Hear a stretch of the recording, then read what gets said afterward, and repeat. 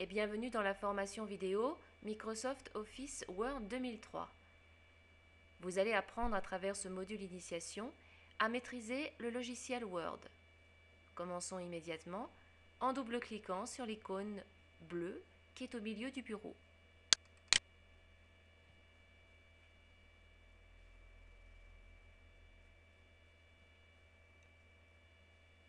Comme vous pouvez le constater, lorsque je double-clique sur le logiciel, et la nouveauté de la nouvelle version de Word est qu'il y a maintenant un assistant placé sur la droite de votre écran. Vous verrez par la suite que cet assistant est indispensable dans pratiquement toutes les fonctions. Il vous permet de simplifier toutes les fonctions du logiciel. Au-dessus, vous découvrez les fameuses barres d'outils les plus utilisées de Word. Ici, sous le curseur de ma souris, la barre d'outils standard et la barre d'outils de mise en forme. S'ouvre également en même temps la barre d'outils dessin en bas du logiciel, en bas de la fenêtre. Par défaut, un document vierge s'ouvre également. Et dans le paramétrage de Word, j'ai cliqué sur les limites de texte, ce qui fait que les marges sont tracées tout autour du document. Cet paramètre est une option, vous pouvez l'enlever si vous le désirez. Dans une fenêtre Word, vous avez sur les côtés ce qu'on appelle des ascenseurs. Ce sont ces petites barres bleues.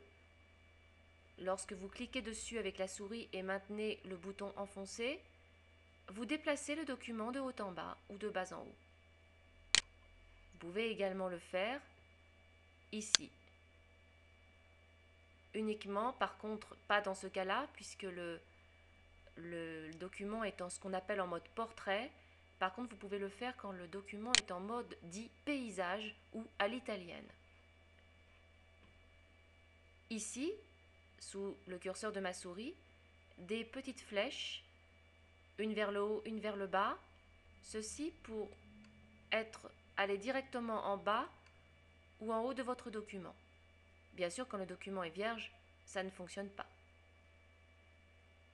Ici, avec ce bouton, quand je clique dessus, apparaît de petites icônes et ça sert à explorer un document. Nous verrons par la suite comment se servir de cette fonction. La fenêtre Word est toujours parée des réglettes qui vous sert à gérer les marges, comme ici par exemple. Lorsque je clique dessus, je déplace les marges. Je peux également le faire, c'est beaucoup moins visible sur mon écran, ici à gauche, pour la marge qui est ici. Voilà, par contre je peux la déplacer.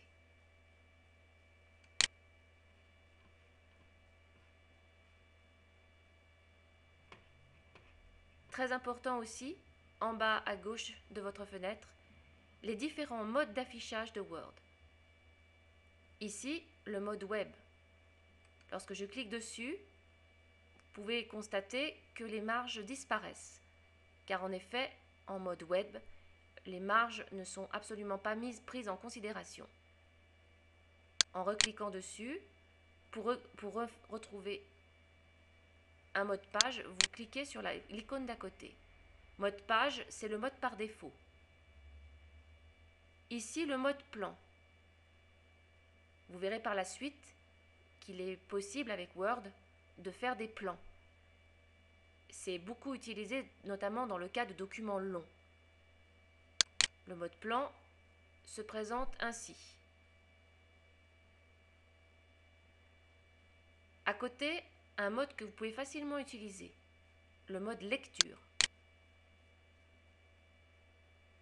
Vous voyez que lorsque j'ai cliqué dessus, que Word affiche tout de suite une nouvelle barre de lecture, une nouvelle barre spécifique de lecture, avec une loupe pour pouvoir lire, mais également vous pouvez lire en page réelle ou alors autoriser les pages multiples.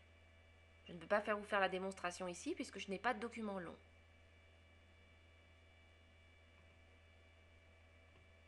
Ici s'affichent aussi toutes les vignettes, ce qui doit vous rappeler, pour ceux qui connaissent, le logiciel Acrobat Reader.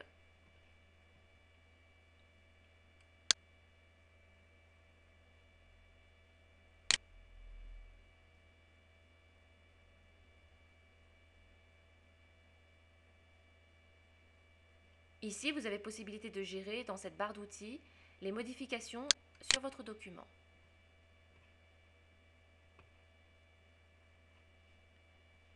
Pour quitter ce mode de page lecture, il suffit de faire fermer. Et là, je retombe dans le mode que j'avais précédemment sélectionné, à savoir le mode plan. Pour retourner en mode page, je dois recliquer sur l'icône qui se situe à gauche.